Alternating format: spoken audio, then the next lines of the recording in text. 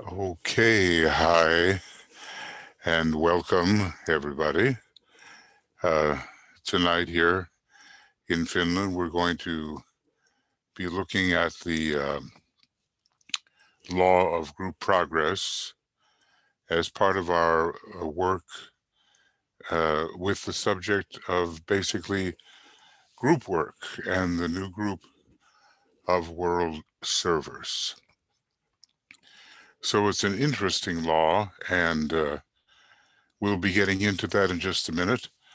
I'd like to welcome those who have joined us. BL is helping with all the technical matters, and then hi, Carl and Catherine and Francois, Georgina and Heike and Joan, Karen, Lorianne, and Mariana, and Martine, Natni, and Tia, and Vicky, and Zenaidi, and I think Nesa is here too, and Risto, welcome.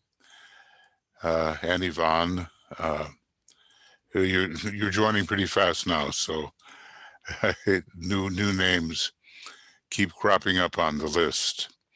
But anyway, welcome to everybody, and I'm glad you could attend. Um, well, here it is, on or about March 4th. Today is March 5th, and we have not yet seen, according to conspiracy theories, the former president be re-inaugurated. So I'm only hoping that as these really unhinged theories prove baseless, even though it is the tendency constantly to change the goalposts, as it were, that people will begin to see that they have been taken in and that they have fallen into a type of thinking which leads nowhere except to frustration, futility, a waste of time, and even, the breakup of families, the feeling that people have lost each other because of these fantastical theories. We had this morning in our glamour work, dealing exactly with the violent emotional reactions when these baseless conspiracy theories are accepted. It's a very great glamour spreading around the world, and quite the very opposite of what we're trying to do, but we can work internally to assist the weakening of this grip that the uh, insane theories have over many thousands, even millions of people. So, to help do that, we use great invocation number 2.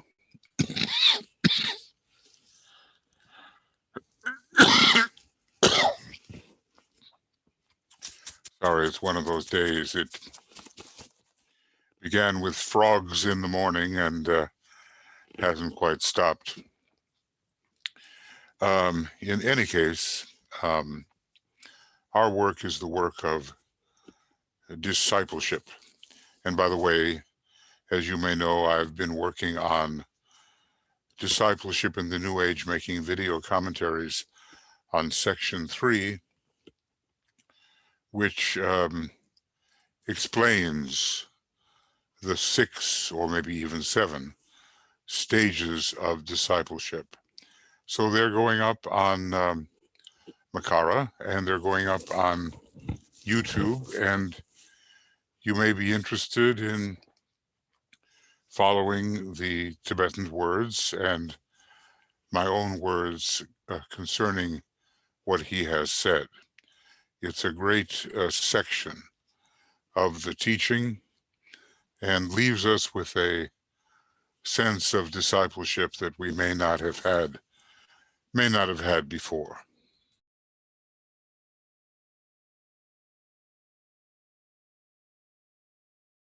So let us begin with this great invocation number 2. And BL has put up where you can find these commentaries, by the way, on the 6 stages of discipleship. It's in your chat box. Let the lords of liberation issue forth. Let them bring succor to the sons of men.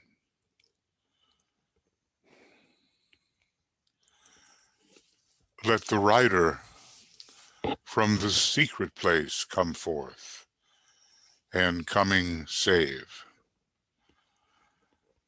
Come forth, O mighty one.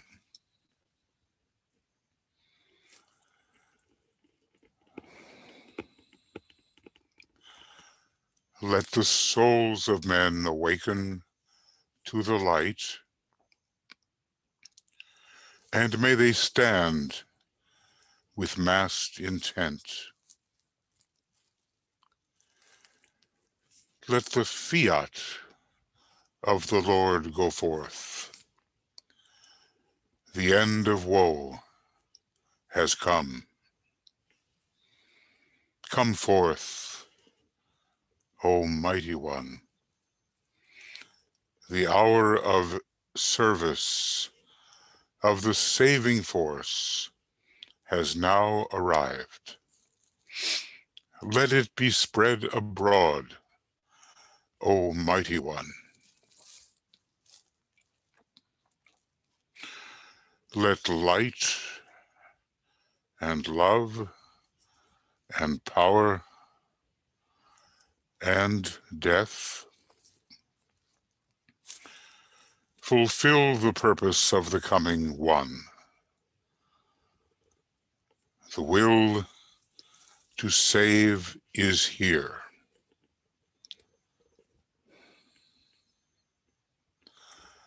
The love to carry forth the work is widely spread abroad. The active aid of all who know the truth is also here. Come forth, O mighty one, and blend these 3. Construct a great defending wall. The rule of evil now must end.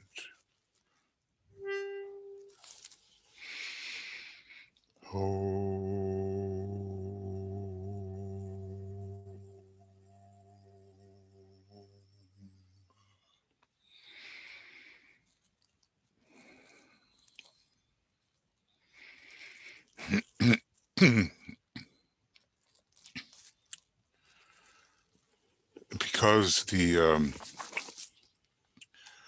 Lodge of Darkness seeks to destroy the consciousness of humanity, and everything else will follow from that, we have a lot of work to do in the next 4 years to work with consistency as much as may be possible for us toward the great conclave of 2025. So I guess we can buckle up our seatbelts and be ready for an ongoing process to try to redeem, do our bit, to redeem the consciousness of humanity. That's going to be our effort. Now,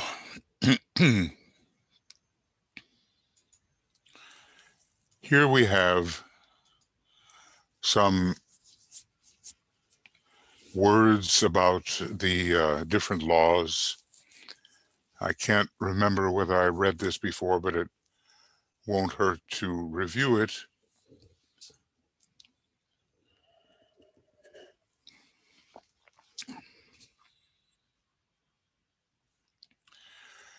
He begins really talking about how the law of repulse, which is the fourth law, works through the first law, the law of sacrifice. You see, there are these laws of the soul and laws of the triad. And the triadal laws are much more expansive, shall we say. And they are more impersonal. And they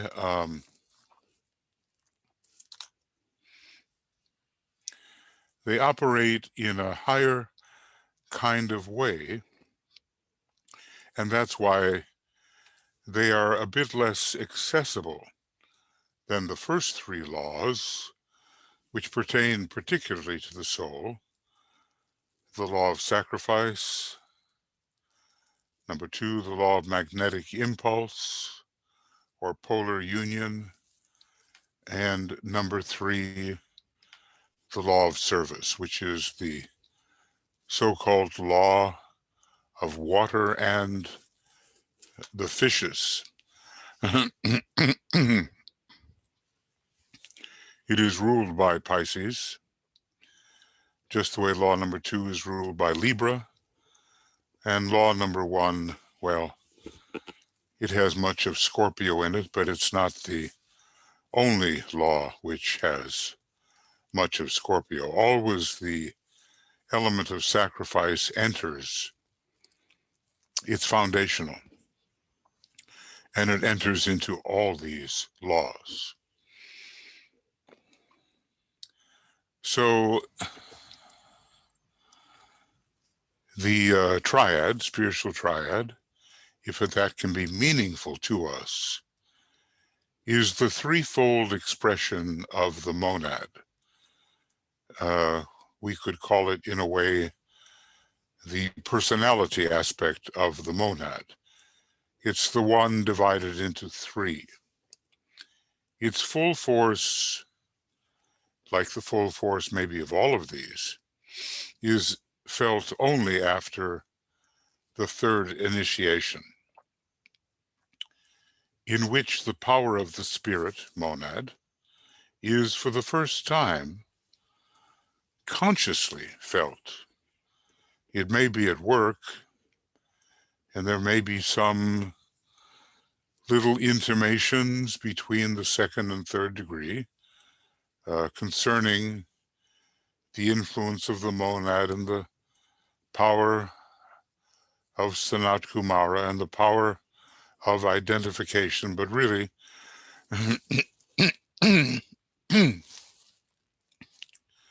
I'm so sorry about that. But really, at the third degree and afterward, the monad comes in as a factor. And so, sometimes it is said that the third initiation is taken on the ray of the monad. There are two different references. One seems to imply that the third initiation is still taken on the ray of the soul, with the ray of the monad following. And another, in Letters on Occult Meditation, around page 267, I believe, tells us that it is the monadic ray which determines the mode of initiation when the third initiation is taken. All of these are technicalities for disciples who are seeking to truly advance upon the path and work in group formation. Up to that time, it says, it has been the growing control of the soul, which was primarily registered, and that is the unitive factor. Whatever the ray may be, it turns out to be basically the second aspect of divinity. So then he makes a little chart here, which helps us understand. The law of repulse is the fourth law, and it involves, interestingly, spiritual will and atma. And this influence comes via the egoic petals of sacrifice and the subsidiary law of sacrifice. So, it's really a high expression. And I was just pondering, reading that unless all members of a group are motivated by self-sacrifice, that group cannot be considered an ashram. So that tells us something about the qualities of an ashram. And, in our groups, well, we're learning to be motivated by self-sacrifice. Now, the law we're looking at here, the law of group progress, is the fifth law, but notice it heads in the opposite direction. It comes down from atma to buddhi, and it involves spiritual love. And just as the law of repulse involved a lot of the first ray, and the law of sacrifice, interestingly, the fourth ray, so this law of group progress involves the seventh ray and Capricorn, which is the major dispenser at this time of the seventh ray. So it seems to be a combination of the Buddhic energy, the sixth principle of spiritual love, hence the second ray, and the seventh ray, 2 and 7. So this comes in via the love petals of the egoic lotus and the subsidiary law of magnetic impulse, or law of polar union, working through Libra, which is the seventh sign. It's quite, interesting to realize that we are unfolding those love petals in the hall of learning, not in the hall of ignorance, not in the hall of sacrifice, but the love petals of the egoic lotus, in which the pairs of opposites are recognized, are unfolded during normal human life, with the individual learning to be less and less selfish, even though there is a very selfish period in that hall of learning at one point. But then, after there is unfoldment, then a higher law can use those love petals in a higher way.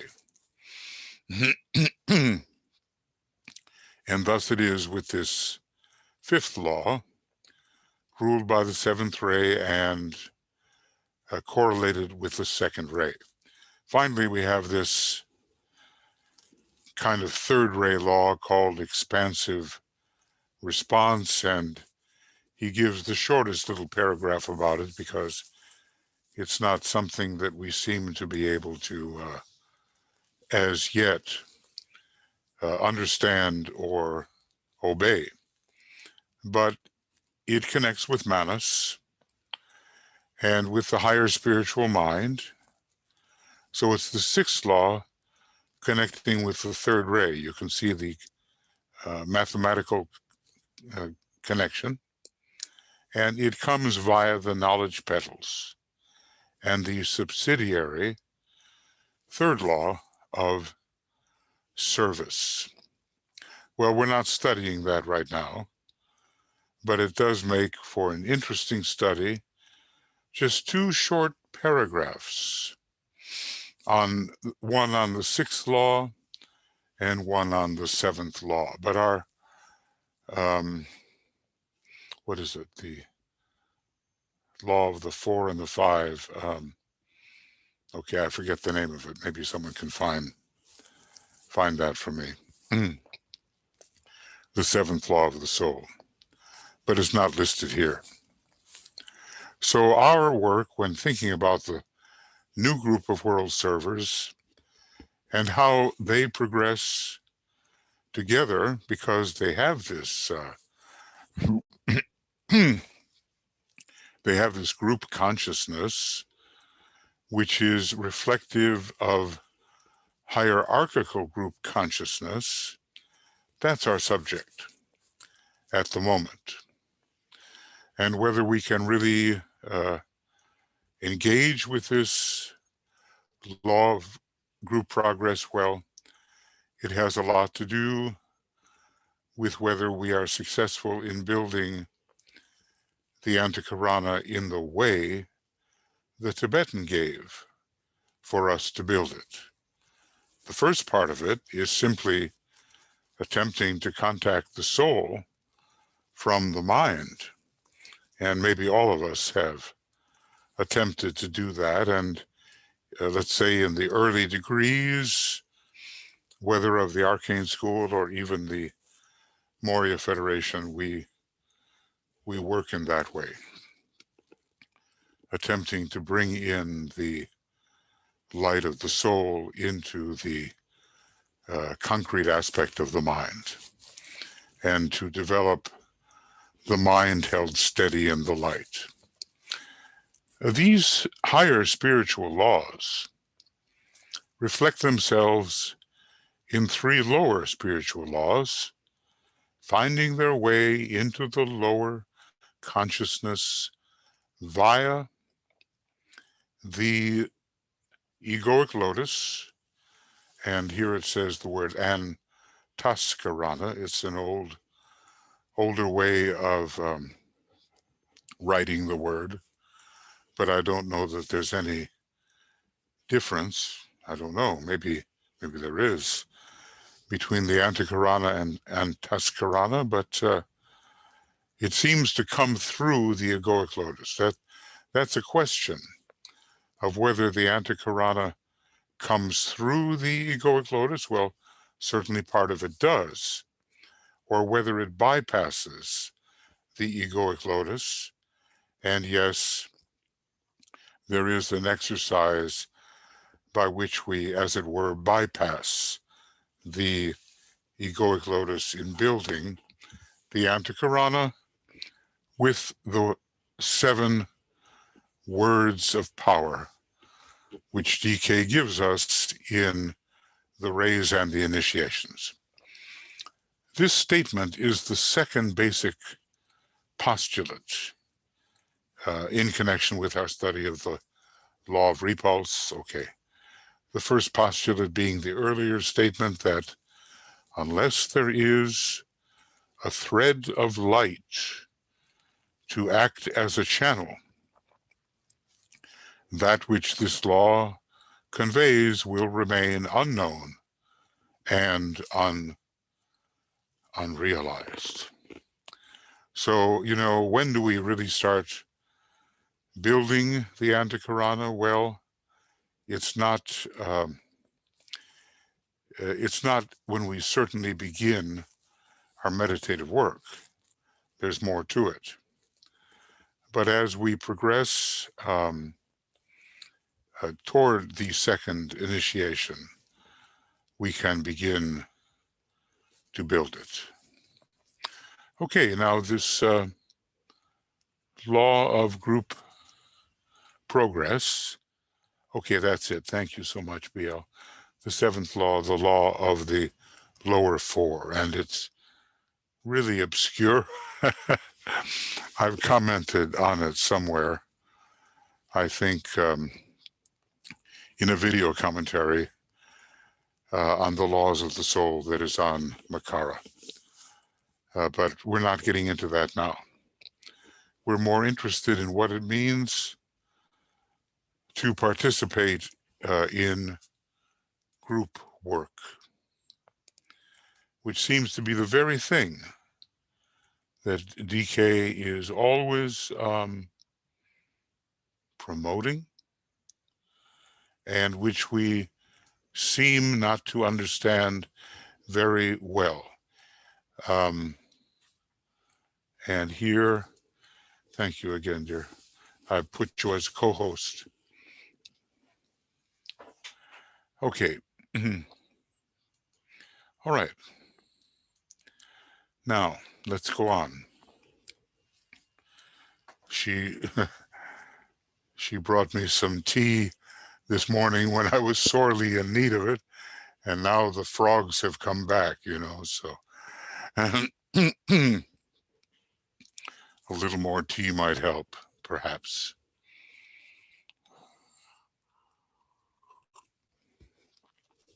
Okay. So let's look at it, the law of group progress. Exoteric name. That's it. The law of group progress and all true group work should lead to group progress. The esoteric name is the law of elevation. Well, we can understand that we're always raising our point of tension in true group work without all the, the difficulties that attend group work. If we can get past those and really be harmonious in our group life and can share identicality of purpose, if not of method, then we will be elevated in terms of our point of tension. What is the mountaintop except for a higher point of tension than we customarily, right, than we customarily focus within.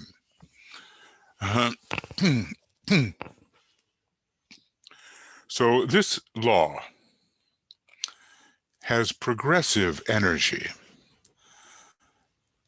Well, that's what we expect from new group of world servers work. Basically, we even individually, we get a lot out of it. The Tibetan was not entirely satisfied with the group nature and the group progress that his groups made, but he certainly knew that many individuals gained in terms of their progress through progressive energy. The seventh ray indeed, and it involves this ongoing climb, which we might call the factor of evolution. From the very beginning, what are we doing? But climbing and climbing and climbing. We are raising our point of tension at all times. And remember, one of the definitions of the point of tension is focused, immovable will. And when we can hold willingly and with will a particular focus, many lesser things are deflected and new types of impressions dawn upon us. So in a way, the entire process of initiation is one of raising our point of tension, the point of tension of our consciousness constantly. This law begins to function and to be registered in the personal consciousness when the aspirant, we are all aspirants, has achieved certain definite realizations and knows, and this is important, certain ideals as facts in his experience. So it's not just to have the ideals. It is to know them as facts, to know them factually. Think about that for a moment. We can say all kinds of lofty things, but is the consciousness of the energy really there? That's the question. These might be listed in a very simple way and would then connote to the superficial student, let us not be that, the simplest achievement of the probationary path, even before, the first initiation, or certainly before accepted discipleship. It would, however, be well if we could grasp this fact with clarity, that this simple formulation of requirements and their achievement within the aspirant's consciousness demonstrate as the outer and veiled reactions of his mind to some deeply esoteric cosmic truths. So we're going for the depth here, if we can. And we don't want to simply seize upon the first type of interpretation, which is, okay, it's there, but it is relatively superficial.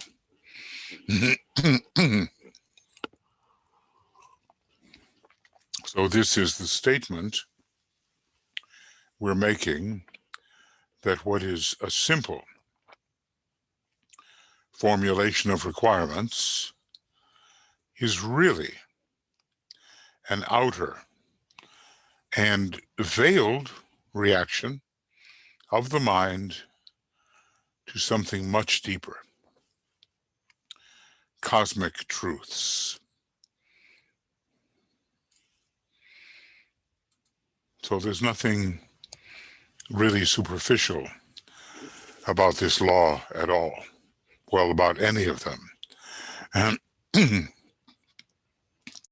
and these are the laws under which we have to learn to live.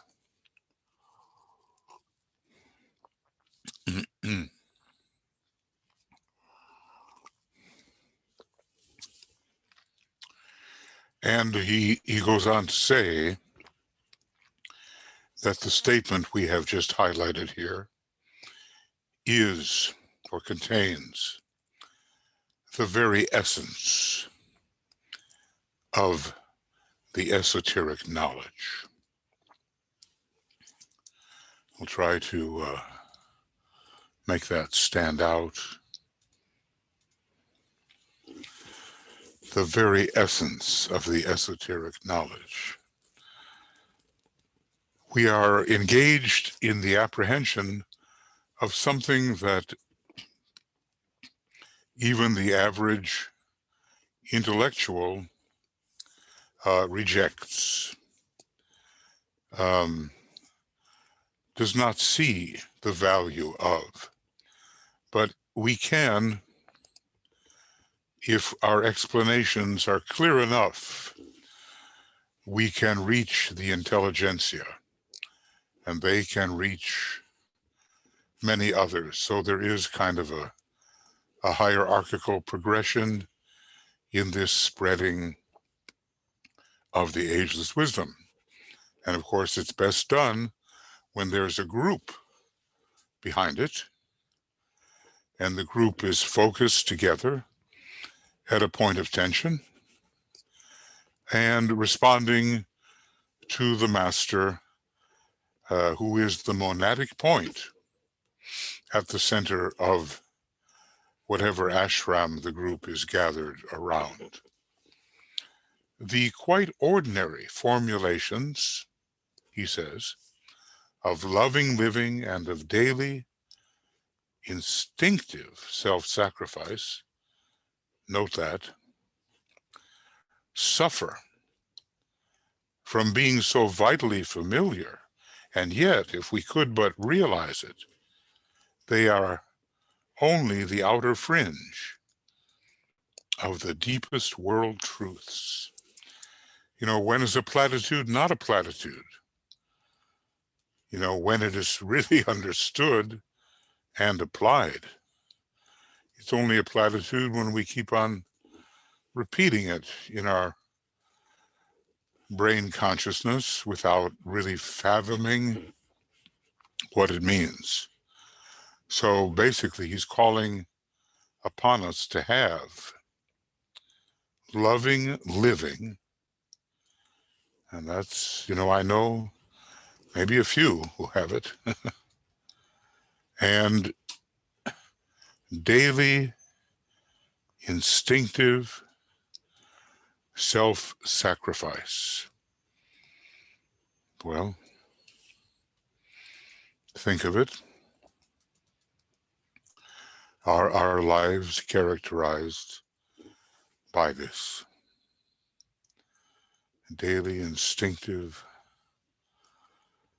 self-sacrifice. Again, I know a few, but it is not the state of consciousness today yet, I think, of the average aspirant or disciple. I think on this point we fail in so many ways, and because we say, well, it's just so simple, and we want to get on to truly esoteric things. But these are the greatest cosmic truths in veiled form, the deepest world truths. And the Christ would be satisfied in his soul if he could see humanity responding in this way. And we have to help that be the case in our own lives and in the lives of those whom we touch as individuals and in our group life. Group to group, even, is another way of operating. They are the ABC of esotericism, and through them, and only through them, shall we arrive at the words and sentences which are in their turn the essential key to the highest knowledge. So we have to build the foundation, and you know, some people go into the Bailey work and the first book they seize is Cosmic Fire. Okay, good luck. And the preliminaries are not there. So it ends up being simply a mental apprehension without the foundational energies really built in. But we can be led to the higher knowledge if we treat these fundamentals in the correct way. And that, of course, will assist making our group work really effective. So it looks like this is Esoteric Psychology, Volume 2, and those 2 pages. He's going to give an example here, and then maybe we'll discuss what he is saying. A brief example will serve to illustrate this, and we can then consider some simple facts which indicate that the aspirant is beginning to function as a soul and is ready, as not everybody is, and is ready for conscious life in the kingdom of God, which is, we know, the 5th kingdom, and really comes in when the law of sacrifice is beginning to be obeyed and the sacrifice petals are beginning to open, the 7th, 8th, and 9th petals. The disciple, in training for these higher realizations, is urged to practice the faculty of discrimination. We find that particular power on the 4th sublevel of the mental plane.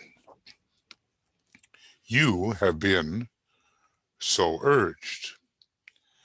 The initial and normal interpretation and the immediate effect of the practice is to teach the disciple to distinguish between the pairs of opposites. And there are many, but let us say soul and personality.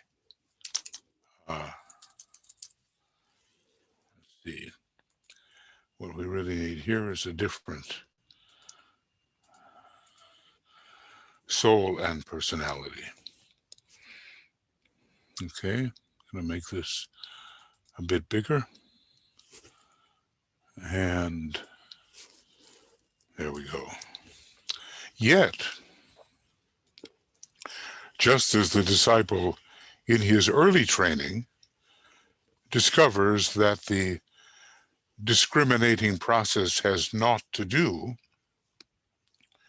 with the choice between recognized evil, so-called, and recognized good, but concerns the more subtle pairs of opposites as right and wrong silences. It's always a question, of right and wrong when we choose. Because look, if you are a graduate of Earth School, you are called an adjudicator, a judge, adjudicator between the pairs of opposites. So it's not just who's really evil, who's really good. Those are, in a way, such obvious impressions, but more subtly, right and wrong silences. Think of that. When do we speak? When do we not speak? When is it as right not to speak as to speak? When is it as wrong not to speak as to speak? Right and wrong speech. Like to whom? What are you talking about? Are you gauging the consciousness of your interlocutor, of the person with whom you're engaged in dialogue correctly? Are you saying things that help or will deflect? Right understanding and right indifference reminds one of the technique of indifference, and their opposites: misinterpretation, wrong understanding, and cold, rejecting indifference, not divine indifference. So the man who is reaching to these higher laws discovers that the discrimination to be shown is again more subtle, and is, for the bulk of the aspirants in the world today, still a meaningless objective. This type of discrimination is not even being evoked. Okay, and now we come to some very interesting discriminations. And we will, maybe after listing them, we'll have a little discussion about them. But we get the idea that discrimination is not a superficial judgment about things that are really obviously either good or bad. Increased subtlety of discrimination is required of us. So he's telling us, well, we just don't do it, you know. People like you and me, we're not doing it. So let's see what he's talking about. Let's see what he tells us we're not doing. Okay, we have to, it must be shown, this discrimination, get our pronouns straight. It is that which must be shown in relation to the following subtle contacts. Can we really, out of all the many vibrations, can we really discriminate the vibration of the soul itself?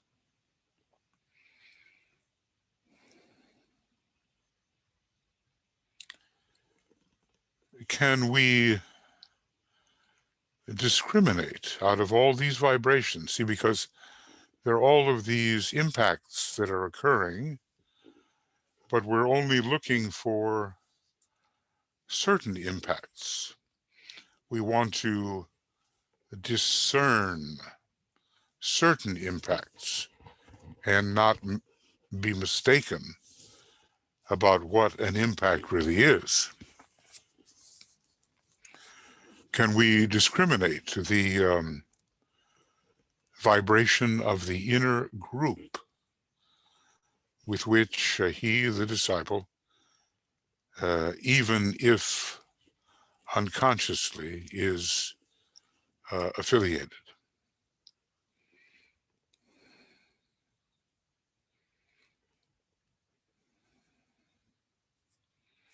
That seems a little more demanding. Can he discriminate the vibration?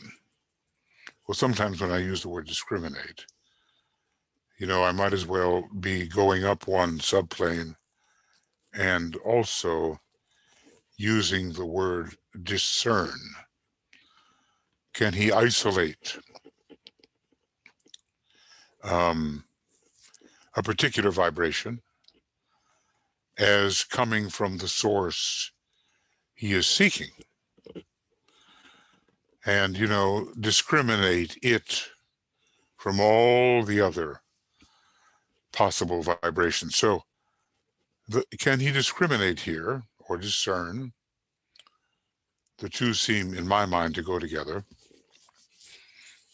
The vibration of the master, the monadic point, the master as the focal point of his group. All of these are different sources, not just one big sort of spiritual source that we say, oh, I felt inspired, but by what? Who knows? Can he discriminate his ray vibration as sensed via his soul and the master. Everyone is different, though they are related. When you are swept by a certain ray, where is it coming from? And how do you discriminate that it is a ray that is sweeping you and not one of these other vibrations? Can he discriminate the vibration resulting from the interplay between his soul and personality? There's a definite kind of a Geminian process going on there in the alternation of the pairs of opposites, and there is a sense of the process as the two swing into each other's orbit. Can he discriminate the three different vibrations of his vital body, his emotional body, and the mind? That would seem perhaps, a little easier, but maybe not. Maybe we can't keep those threads as separate from each other as they could be or should be. Can he discriminate the vibration of the groups or of the group with which he must work on the outer plane? Well, either in cooperation or simply to help such groups. Every direction he turns, there are all these impacts. And where do they come from, really? Is it just a muddle of spiritual influences? Or can he really tell one from another? Can he discriminate? And this is a really important one, because we get blocked by personality impressions so easily.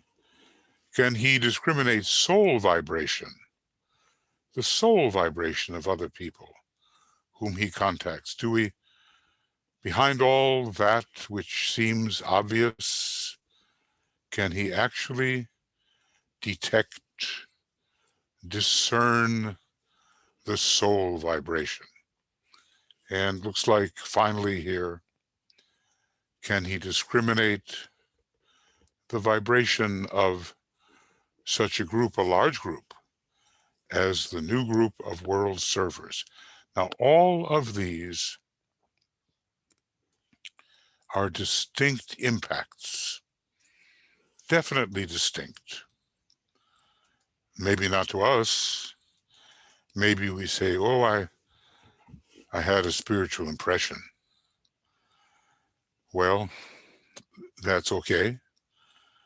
But he's asking more of us in a practical sense. And so it probably would make a lot of sense to review the kinds of discriminations that he is looking for, and why he's telling us that the first superficial assessment is not the one we're looking for. We're looking for something behind the obvious.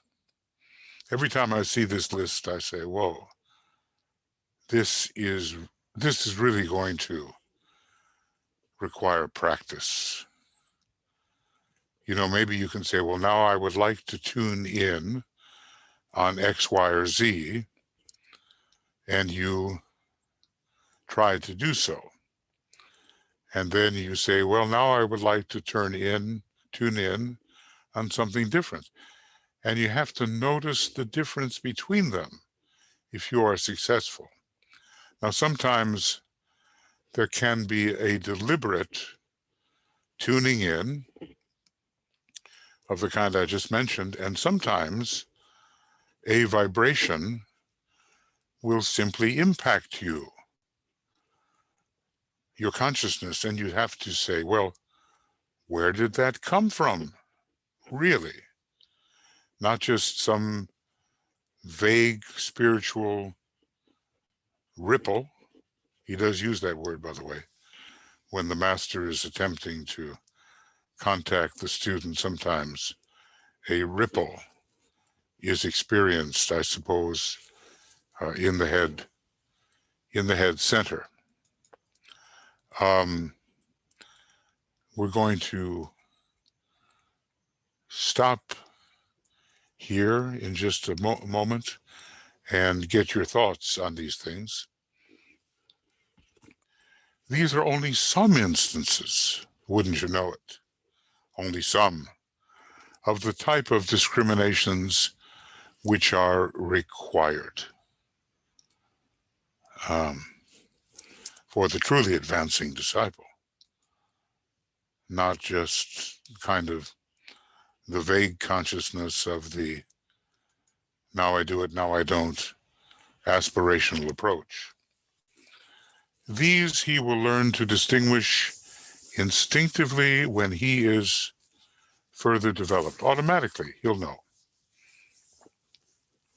I would like to remind you that it is when we try to discriminate entirely mentally that the problem seems insuperable.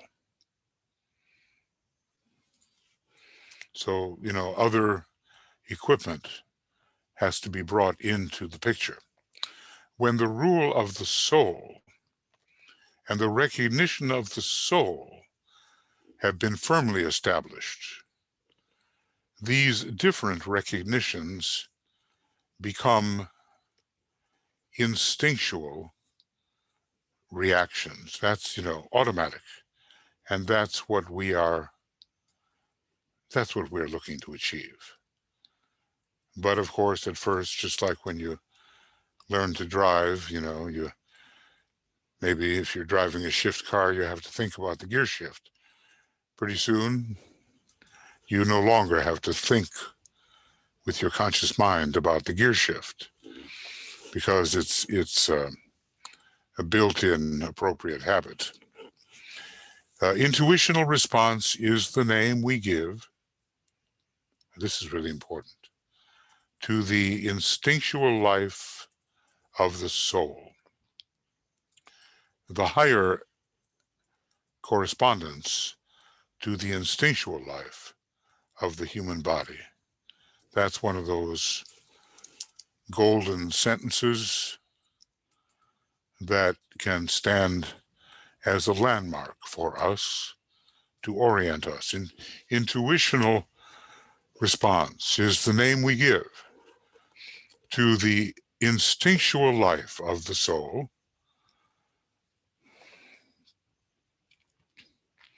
the higher correspondence to the instinctual life of the human body. In the above paragraphs, he says, we have a simple, is it simple? We have a simple summary of some of the deeper significances of the simple injunction, learn to discriminate.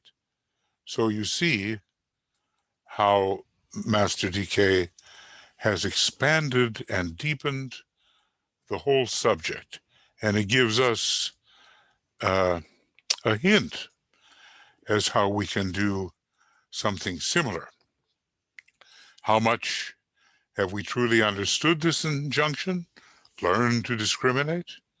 I'm sure there are many like it that are subject to the kind of expansion that he just gave. Intellectually, the mind may give assent. Practically, the words frequently mean nothing. Do they signify to us the power of the soul to separate vibrations into differing categories, yet we are told that the soul knows naught of separation, and such are some of the paradoxes of esotericism to the uninitiate, which, let us be humble about it, which we are. Maybe when we are the initiate, all of that spontaneous, intuitive instinctuality will be ours, and the whole matter of discriminating one thing from another within a field of unity, may I add, to help overcome one of these paradoxes about separation, will be much easier for us. Okay, friends, so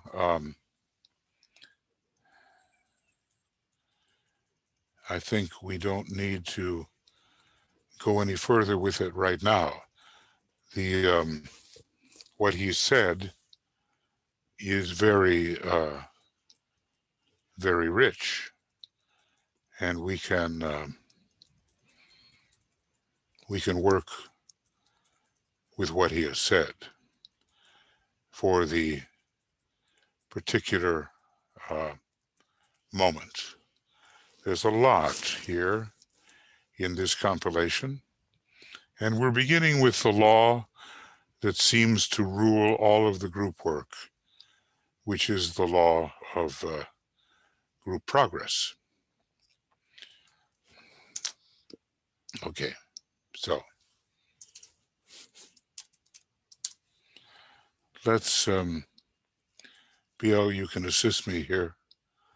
Okay. You have a comment or a question from Martine, and then Heike added to that. So let me read both of them, and then you can respond, okay? Yeah. All right. Martine says, in line with group unity and progress, the Tibetan says the heart center cannot react except under group impetus, yeah. There you go. Group happiness or unhappiness and other group relations. I was a bit surprised to read in Dyna 2, bottom of page 113, the activity of the heart center never demonstrates in connection with individuals. This is a basic fact. And she asks, can you comment? And then Heike adds, Martine, I think this probably means that the heart center reacts from soul to soul, and that means group consciousness, not the individual consciousness as a personality. Yeah, we feel that we are moved in the heart often. It's often the higher solar plexus related to a kind of rising Neptune function. Neptune in the solar plexus, Neptune in the higher solar plexus, Neptune in the heart, And it is the organ of buddhic apprehension. So it's buddhi that finally works through the heart center, and not personal love of any particular person. It's love within the larger soul context. And we are swept by the sense of unity, embracing many things inclusively when the heart center is truly functioning. We don't just focus on the single individual, or if we do, something happens within us, which includes as well the larger group. I would say of the Christ, who has the great heart center, where spirit is found and identification, that he loves all humanity, and he sees whatever soul he loves within the context of the many souls.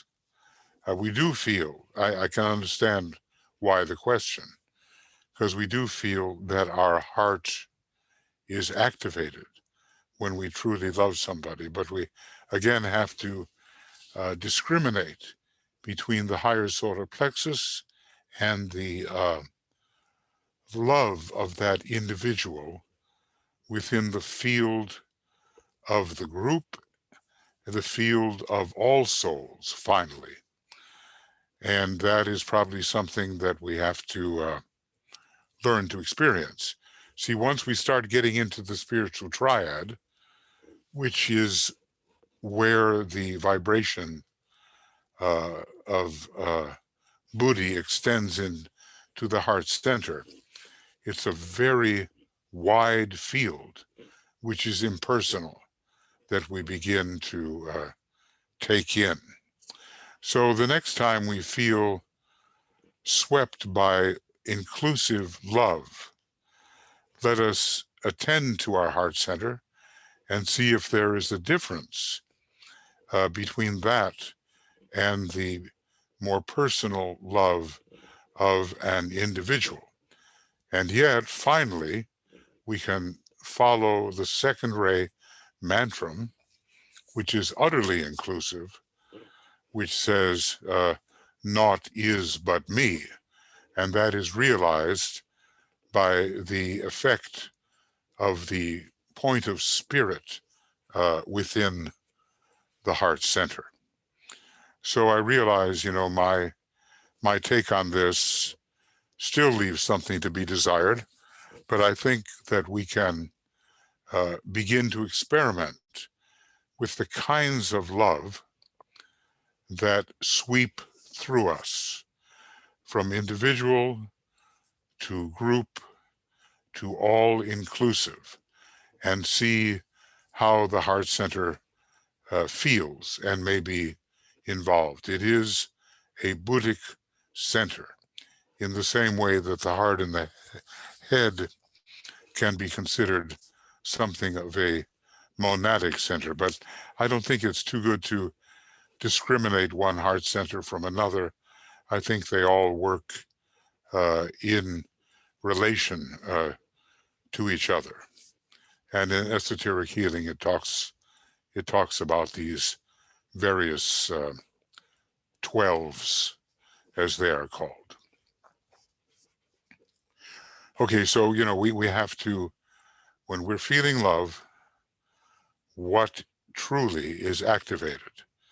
Let us discriminate and understand that there is a higher part of the solar plexus that we should be aware of, and that it transfers energy into the heart and widens out in a very inclusive manner.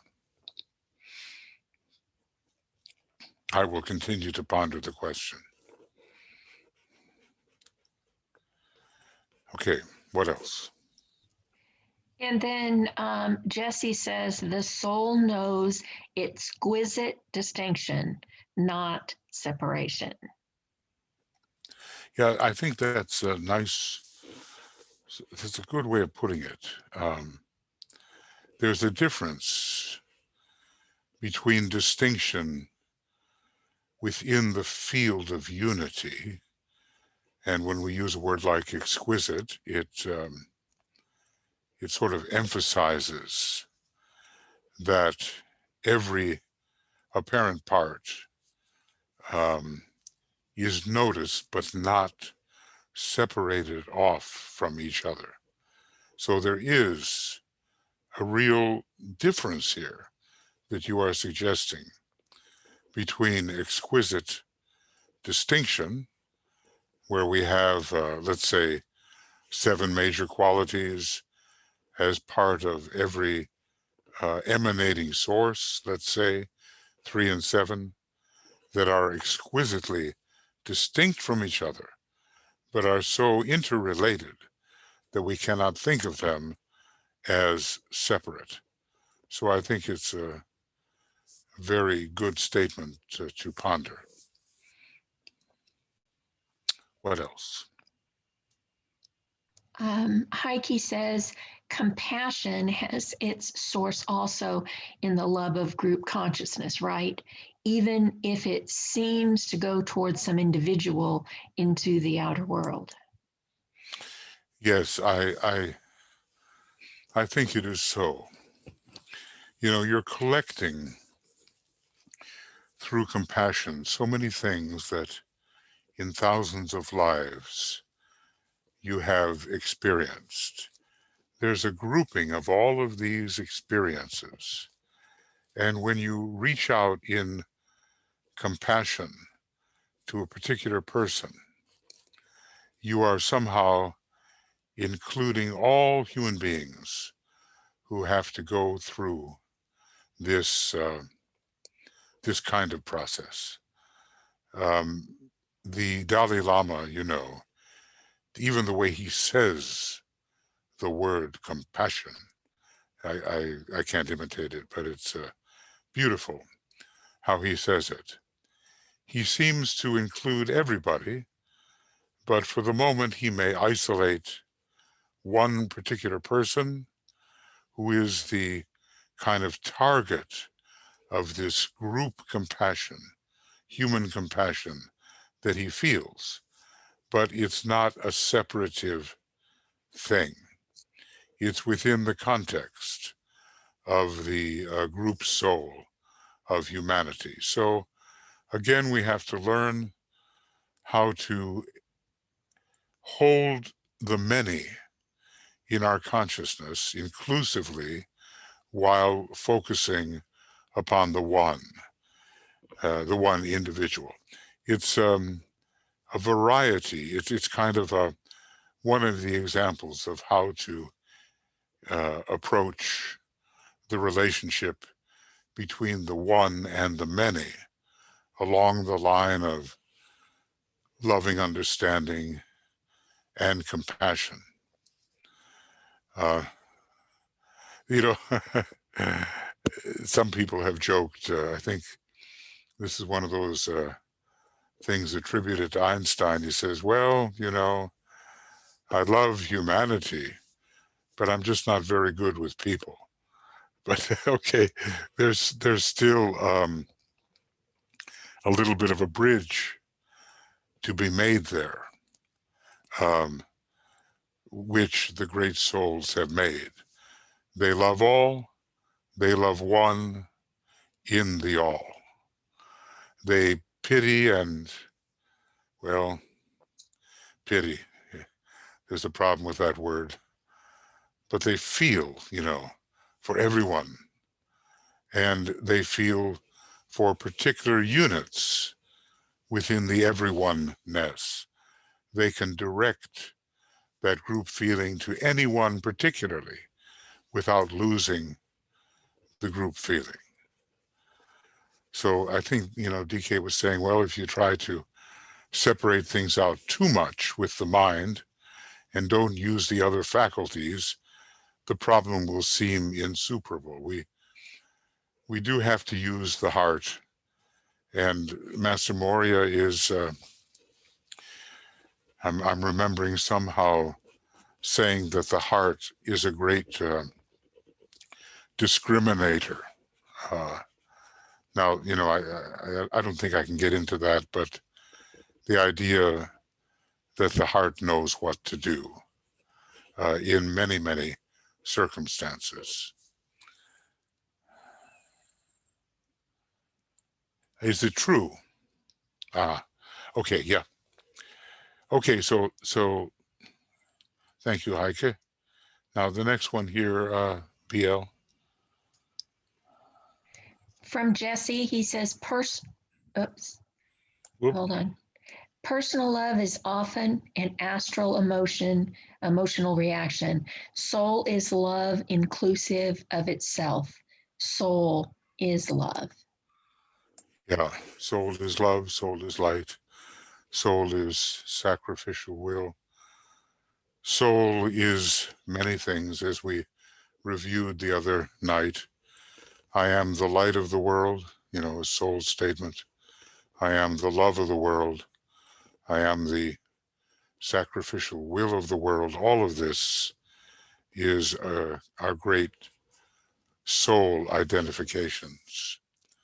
So it's quite true that personal love has to be elevated into being able to discriminate the living soul behind the person that is loved.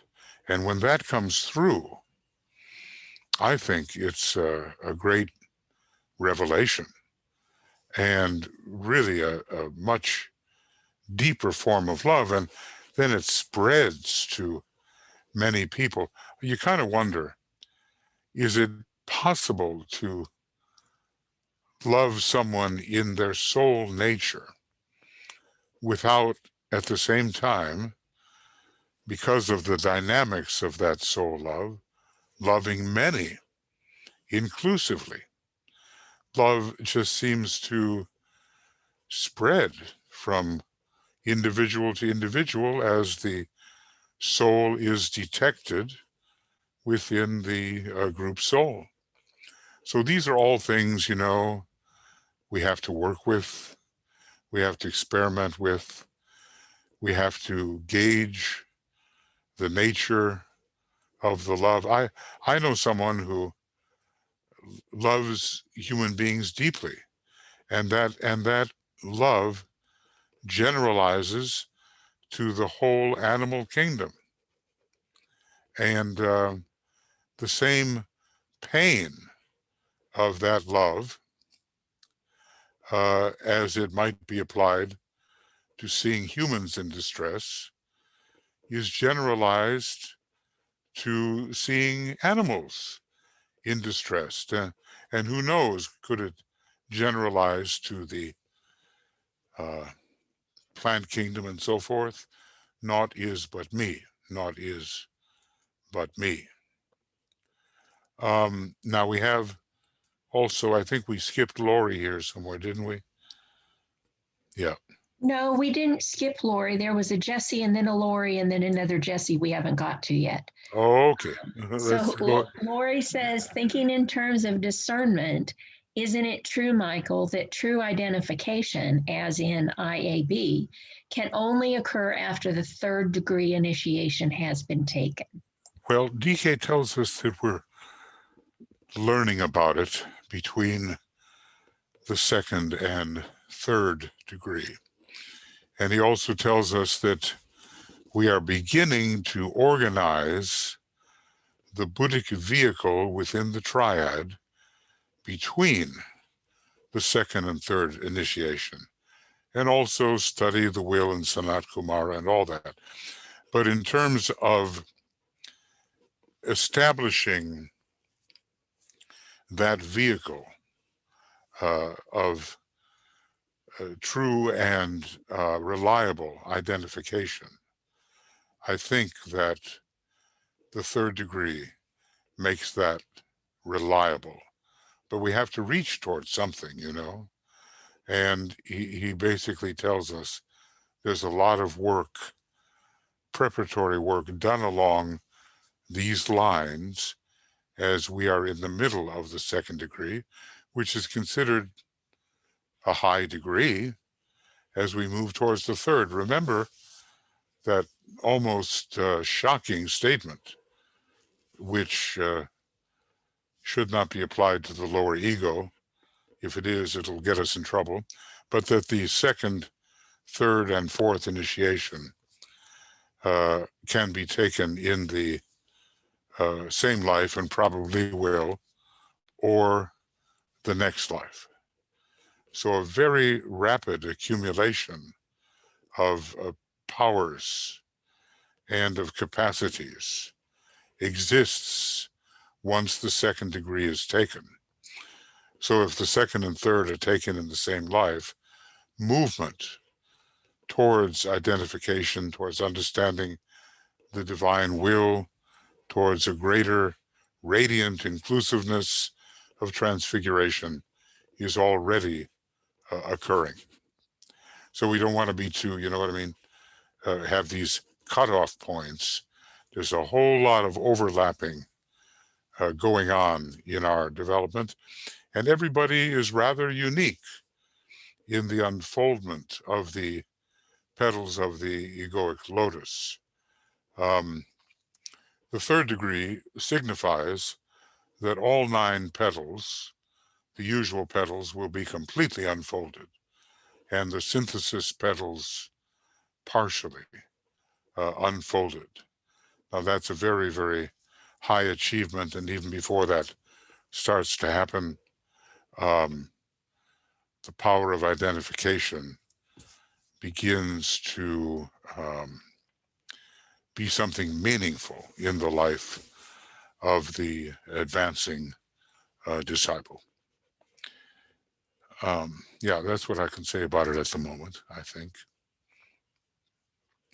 And you know, of course, technically, we would get really established in the possibility of identification after the 3rd degree. But when the 4th degree is taken and the monad is really in direct connection with the, the consciousness of the man, that's when a still deeper form of identification through the heart, which is the main center for the 4th degree, along with its 4th ray, that's when that is a deeper identification is established. Okay, what else? All right. Jesse says, soul response is often accompanied by a physical expansion feeling in the chest and heart area of the body. I think that there are many people who will find that to be the case. Of course, you know, the physiological reactions that we have, and even the etheric sensing that any individual may have, may differ somewhat. But I think that this particular type of feeling of expansiveness is something which is frequently noted by people who are passing through a true soul response, or even higher. The heart center becomes really vibrant, and that has its etheric and physiological effect. So I think this is correct.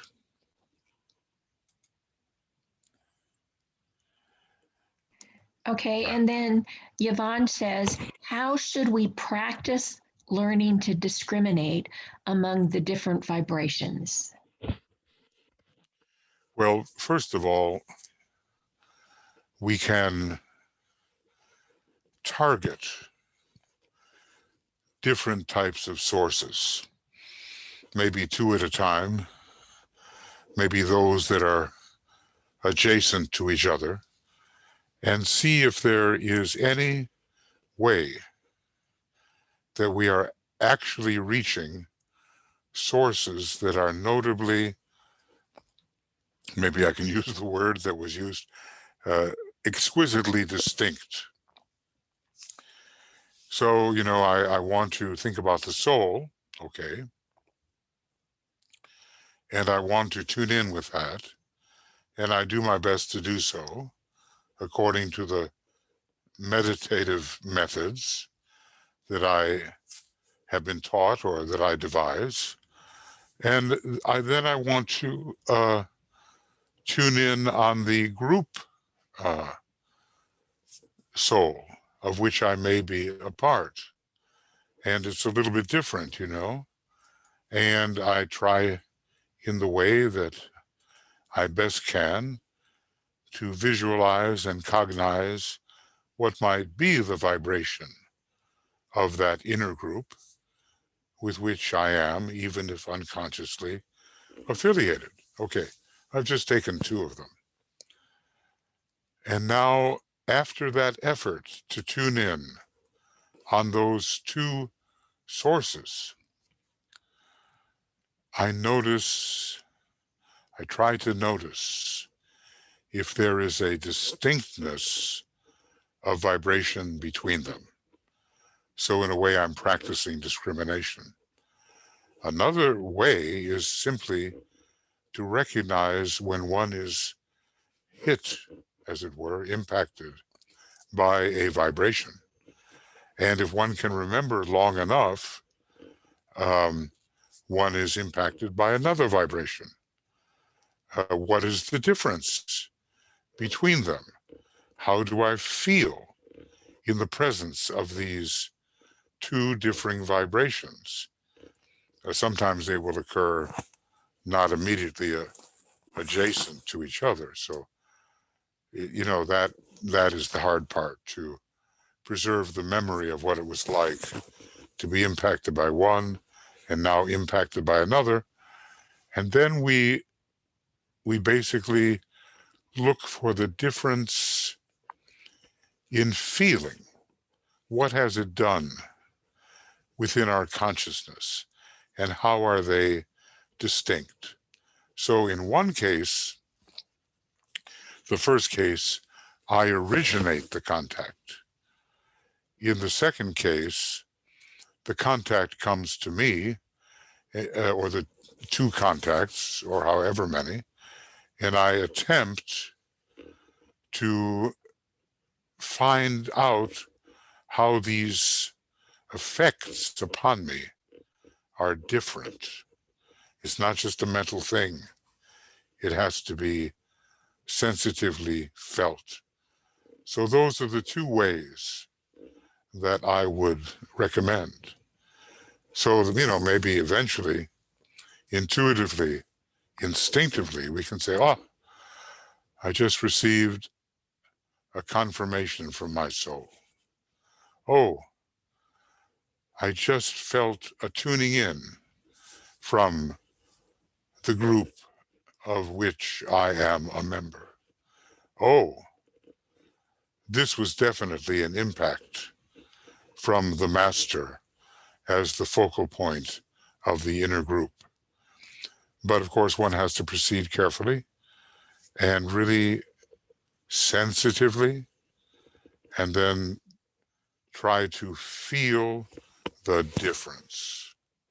It's not just about thinking the difference, it's about sensitively feeling the difference of what hits you and when it hits you. And that is going to take some practice. That's how I would go about it.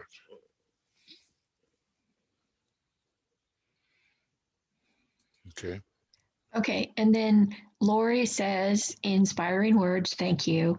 And I understand. We forever endeavor. I kind of like that. Never heard that one, but it's good. We forever endeavor and have been. This is the thing, no beginning. In the IAB, you know, identify as being, we have that paradoxical thought that this whole process never began. It just always was. And when we're thinking in concrete terms, everything has a beginning, everything has an end. But the great being has no beginning and no end. And that just does something to the mind when you begin to think in those terms.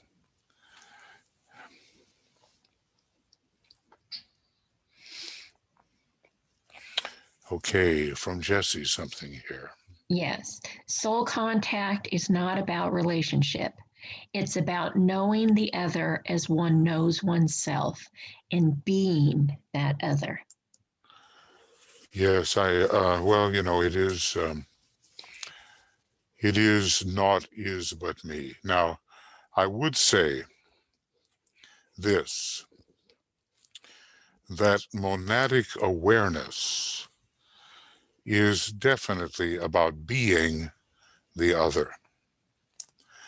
And I think that on the level of soul, the factor of unitive relationship in harmony still has to be considered. In other words, the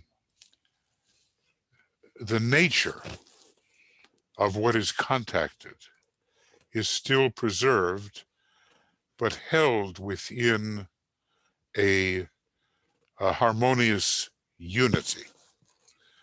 And the second aspect, of the love aspect, which involves the heart, of course, is emphasized. But the point I've tried to make in Identify as Being is that when monadic awareness enters, the factor of identicality, of being the same, of being that which is non-other, otherness is not allowed, enters. And one truly is that other, apparent other, because there are no others. And that is, in a way, for me anyway, another step beyond the initial soul love, which still preserves the relationship between things as they are perceived. Now, if we ever, get into the real monadic awareness, then the identicality factor looms very large and seems to absorb relationship. So there are relational studies which I think climax in a way with soul consciousness, and there are non-dualistic, non-dual studies which are characteristic of the monad. This is how, at the present moment, I see it. And obviously, we all of us, without rushing it, because if you rush it, what ends up happening is, you call it the monad, but it's really your assertive personality that's at work. I've seen a lot of people do that by mistake. We have to let awareness of the monad, of identicality, grow gently, more slowly. Maybe it depends on your monadic ray or rays, perhaps, but it's a different thing. It's entering non-duality. And with the soul, to me, we have unity, but not yet fullness of non-duality, fullness of identicality. At least presently, that's how I see it. Okay? Jesse goes on to say, by relationship, I mean in relation with, as in a personal connection. Yeah. Well, what's interesting is there is no relationship without the factor of division. And the thing that really has to be pondered is that being per se, which is the quality of the nature of the interior monad, is non-divisible. The non-divisibility of being enters here. And so there can be no relationship. But as far as the emanations go, and the self-perceptions of the one universal life, there is apparent division. And then relationship does exist, can exist, must exist, and must be worked out in an archetypal manner. I hope I'm being clear.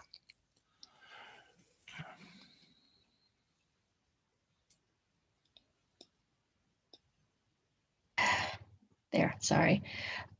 Jesse says, I fully understand your points. Thank you. And then Heike says, I like to think or remember this when within the time, many hundred lives ago, I have been you, stepping out of the timelines. I am you. Yeah, you see, when you have thoughts like that, it alters the normal perception, and it becomes what I call infuception. There's no way that we can escape being each other and the only one thing. But to get the feeling of that, I guess I've tried all kinds of things, and maybe every one of us does. I even find that this is peculiar, but if I don't move my eyes from point to point to point, I have a much better chance of perceiving infuceptively the one and only being which I am, you are, and then, take it back and back and back. Universes ago.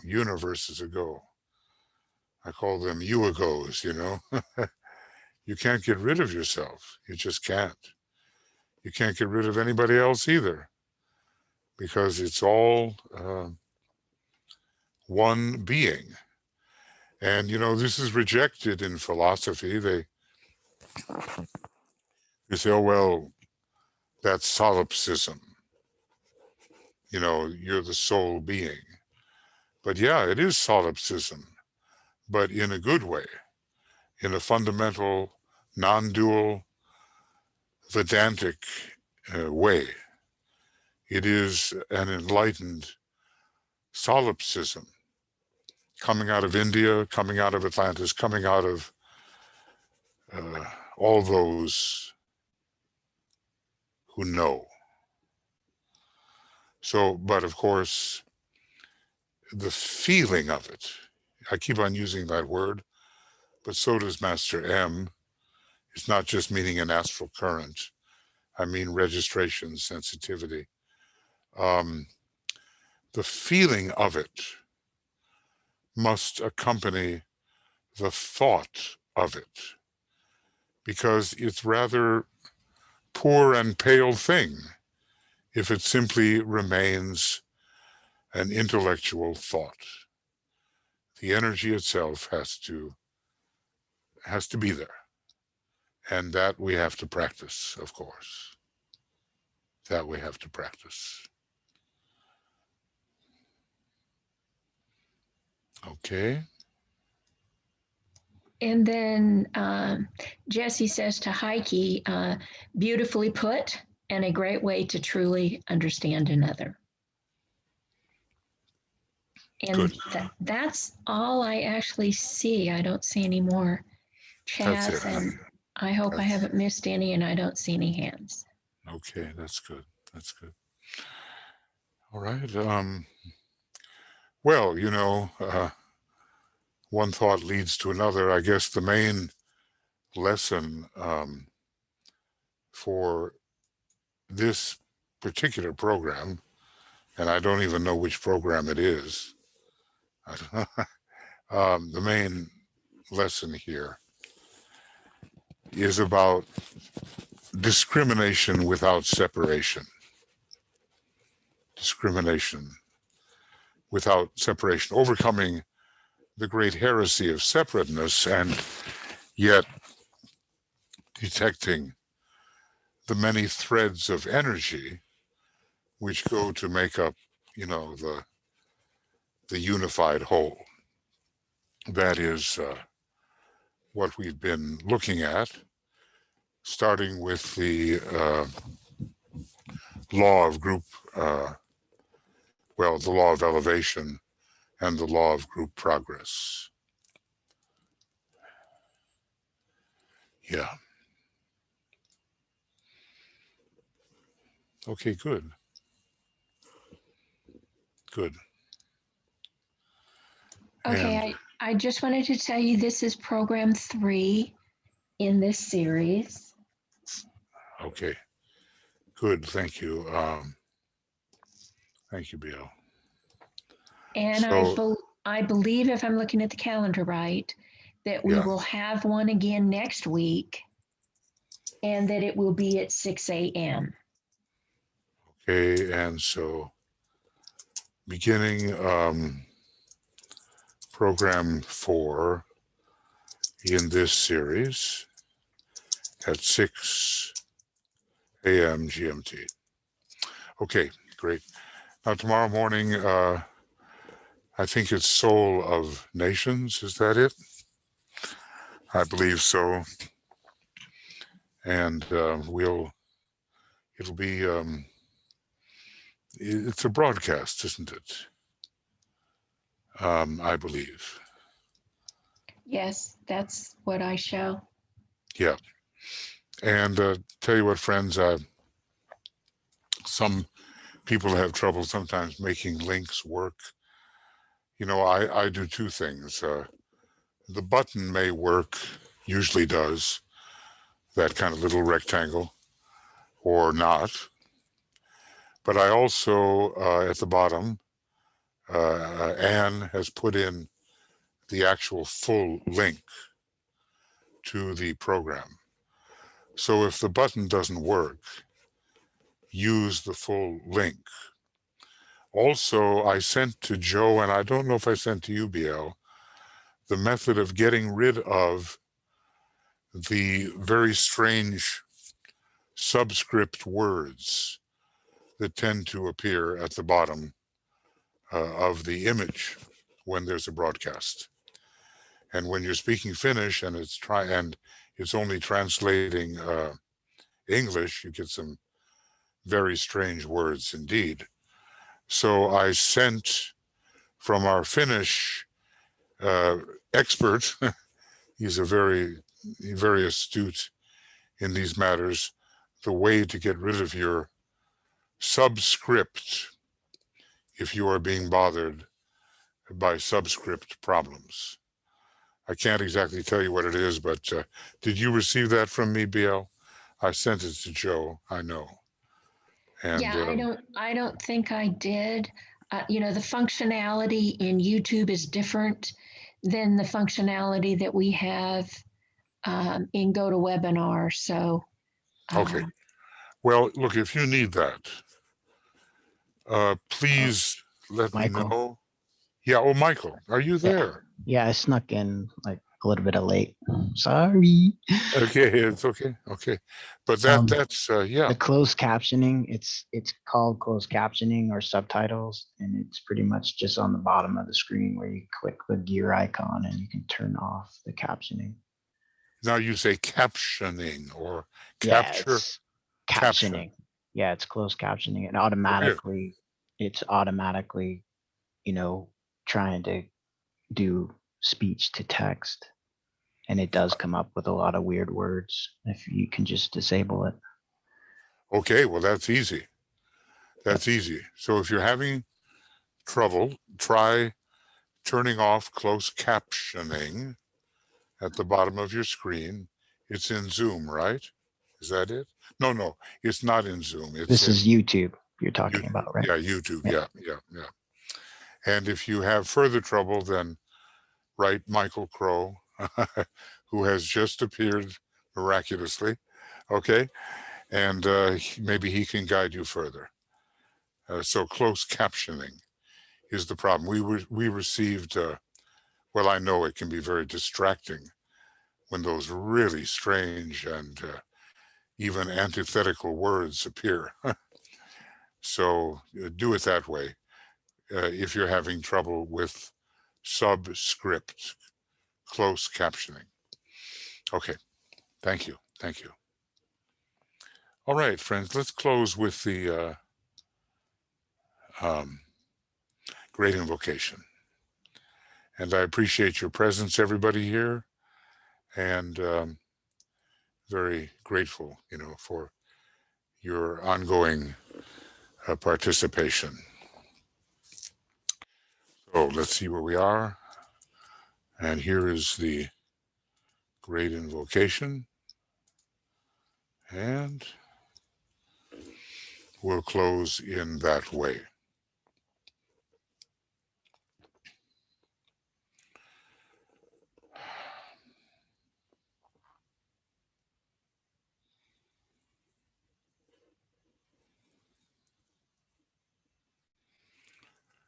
From the point of light within the mind of God, let light stream forth into the minds of men.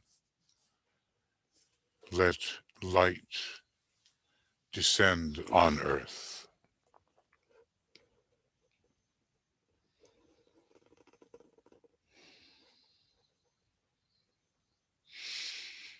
From the point of love within the heart of God, let love stream forth into the hearts of men. May Christ return to earth.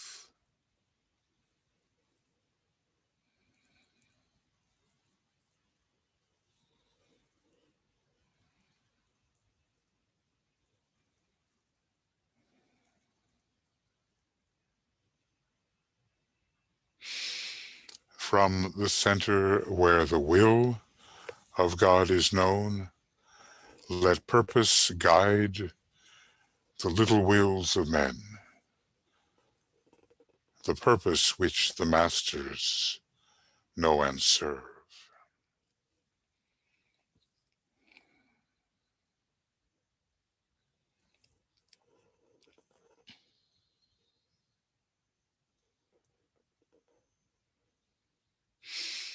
From the center, which we call the race of men, let the plan of love and light work out, and may it seal the door where evil dwells.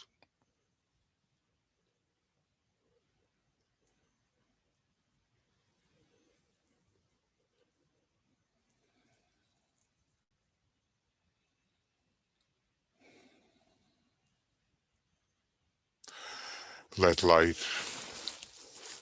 and love and power restore the plan on earth.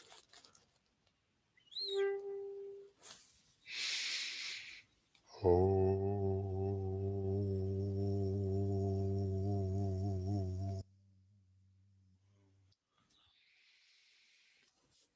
Oh.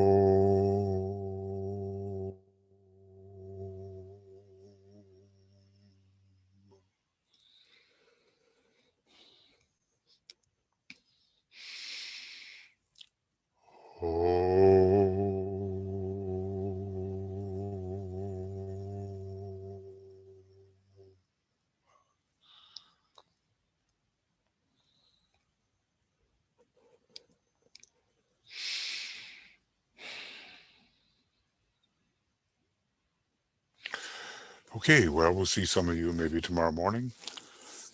Morning here in Europe, and